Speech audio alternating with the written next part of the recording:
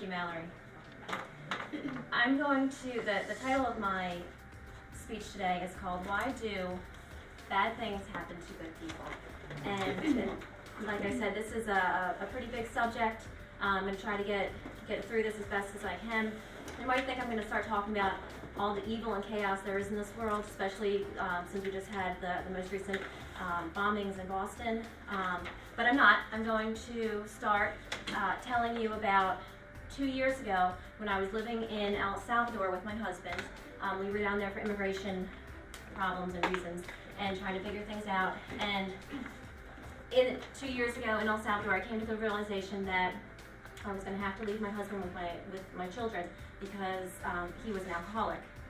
And so it was very, very difficult, obviously. And so he had a big problem drinking, and it was a temptation bigger than he was able to control, and to the point that he lost his family and we left. And I moved back in with my parents 2 years ago, and we have 3 young daughters, so I'm now a single mother of our 3 young daughters. So when I moved back to Maryland, it was devastating for me. I did a lot of research about alcoholism. I didn't know a lot about it beforehand, and I discovered 7 out of 10 people never recover from alcoholism.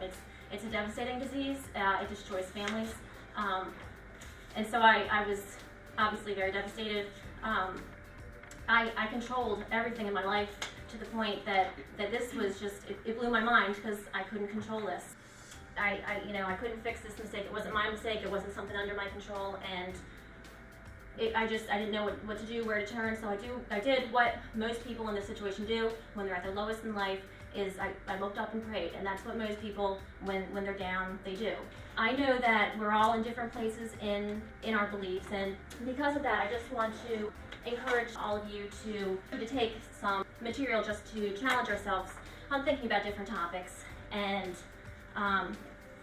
so basically, this is what kind of led me into this. I was at the lowest of my life, and I basically needed a miracle. And looking for a miracle, I decided what better thing to do than to seek God and to ask questions. And so that's really where I began, because I wanted that miracle. I started with asking questions about a lot of things. I kept hearing this thing over and over again. I kept hearing something called, that our culture kept telling us that was, there are many truths out there and everyone has their own inner truth. And I kept hearing these phrases, and I kept thinking to myself, something is just not hitting me right. This doesn't gel well with me. How can there be many truths, and how can there be everyone have their inner truth? And I was thinking, I think our society is flipping words right. I think what they really mean is everyone has their own beliefs, and everyone has their own inner beliefs. And I said, okay, well maybe they're just substituting the wrong word. I get that. So I said, let me just look at this logically. I'm just going to do a little logical thing for myself, so that I can try to figure this out. So I said, let's take this back to something basic. What if I just say, I believe 1 + 1 equals 3, and you believe 1 + 1 equals 4. Okay?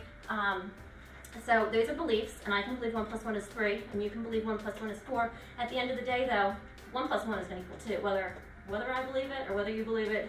So I said, okay, so for me, I'm saying that I could see that there was a truth, and I also was seeing that there's some statements that are mutually exclusive. So I wanted to go through some of the mutually exclusive statements that I was, which means that when one is true, it automatically nullifies the others. So I'm going to use myself as an example. Many dogs live with me. No dogs live with me. 1 dog lives with me that likes pizza. 1 dog lives with me that likes onions, or only likes onions. So I can believe, we can all believe whichever statement we want, but if it's a mutually exclusive statement, then that means one of those is going to be correct, one of them is going to nullify the other. So anyway, so these were just thoughts flying through my head as I'm curious and asking questions.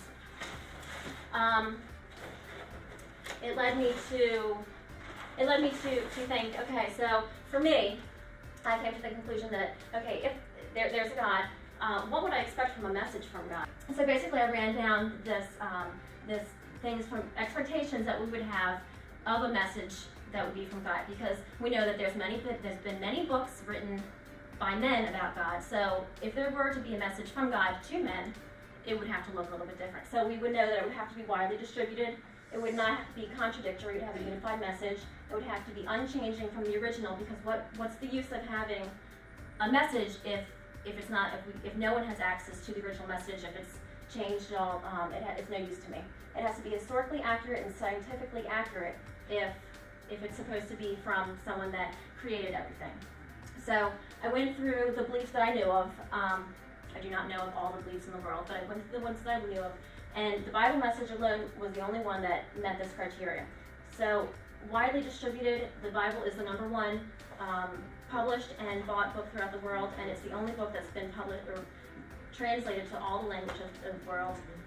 It's a unified theme. It has not changed, and we know that from the Dead Sea Scrolls dating back to 250 BC, and it's historically and scientifically accurate. And one of the things some of the things that strike me is that while other cultures were saying that the earth was on the back of a giant animal, the writers of the Bible were saying the earth is a circle that hangs on nothing. Before they could know, even afterwards, when people thought that the world was flat, and they were saying it was a circle hanging on nothing.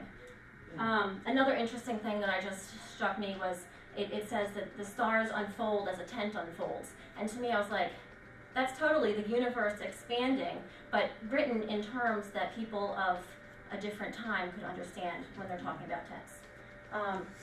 So anyway, that was just very interesting things for me to hear. To me, it's always good to go back to the beginning of all the beliefs. And basically, the other beliefs all began with visions and with philosophical thoughts. Judeo-Christianity was the only one that started with miracles and prophecies, and to me that was very a big point. So anyway, all these things are going through my mind as I'm asking questions. And then I stopped a little bit, and I said, now I started reflecting about my own life, and I realized, okay, so these things are out of my control, but there are a lot of mistakes that I've made along the way, and looking back on, I realized that they were my fault, and I was doing what is called moral relativity. I wanted something really bad, and I justify getting whatever it is that I want, and my morals kind of shift and change as I want them, and I realized that I've gone through a lot of heartache in my life, and if I'm honest about it, a lot of it is my own fault going back, and it's because I wasn't basing it on, in my heart I knew these things were wrong, and I did them anyway. And so basically, this moral relativity, it's just, society would have told me that these things that I was doing were A-okay, that's fine. Myself, but in my heart I knew it wasn't, and if I were to have gone back to laws that were written on stone, I would have known. So anyway, moral relativity, just reflecting on that was a big deal for me. This was me going from questions to reflection, and then to me, someone explained the Bible to me in a way I had never heard before. And so I know that, again, we are all at different places, but just humor me and pretend with me for a few minutes that I was able to answer all of your objections for not believing that the Bible is valid. I know that would probably take a long time, and I'd be Googling everything, but so just humor me for a moment and just pretend we're all believe that it is the truth. And so we'll go through some questions, and just silently in your head answer. Have you ever lied?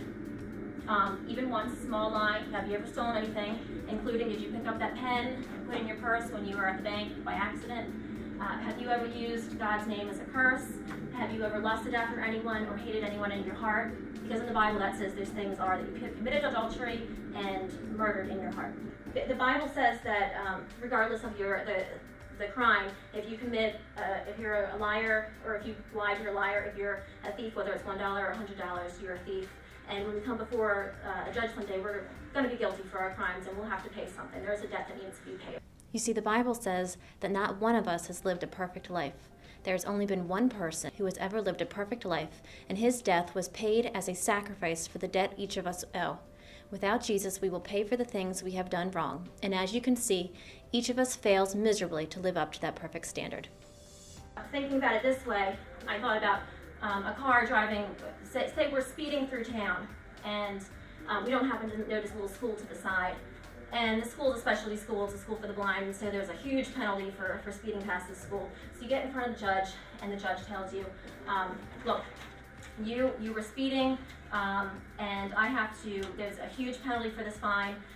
It's $50,000, or you're going to be locked away. And I was like, well, I don't have $50,000, and so I'm about to be dragged away, and someone steps in and pays my fine for me. And that's basically what the Bible's saying. The Bible is saying that Jesus, if you let him, will step in and pay that fine for you. And so basically, that's what it comes down to.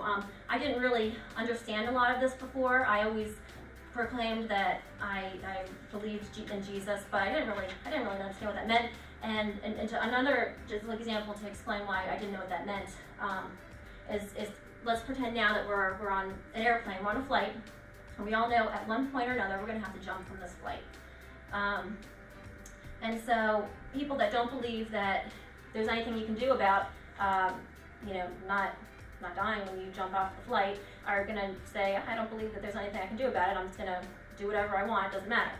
People that think that they can construct their own little aircraft or whatever, maybe they'll fly, but probably not.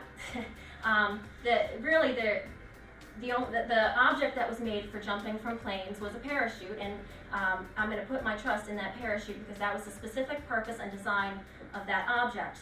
But I can't just believe in a parachute. I can't just be like, oh, parachutes work. I have to actually put on that parachute.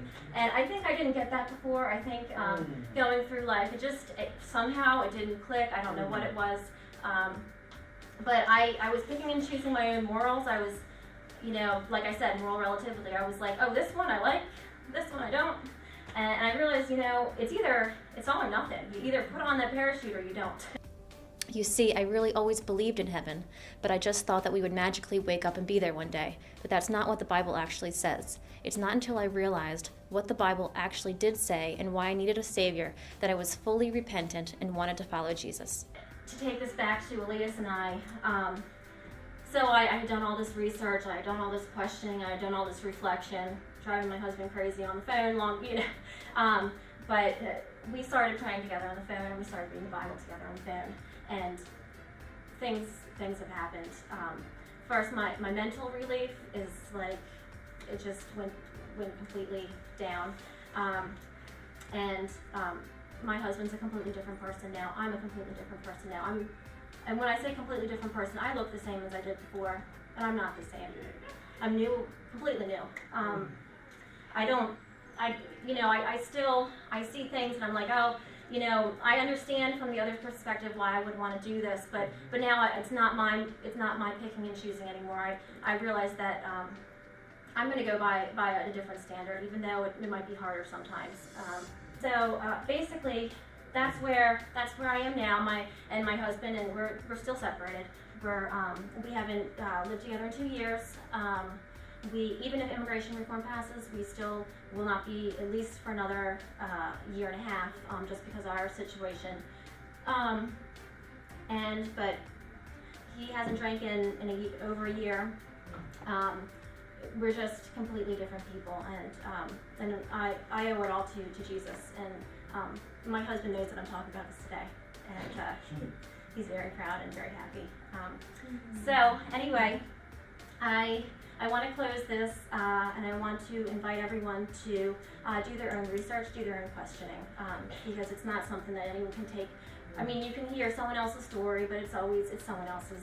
It's always, it's personal. So do your own reflections, your questions, and I really believe that if you truly are searching and asking from your heart, that you'll find an answer. And so anyway, I did not answer the question, why do bad things happen to good people?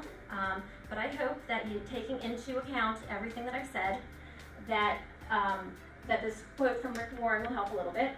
Until we realize that we were made by God and for God, nothing in life will make sense. Thank you.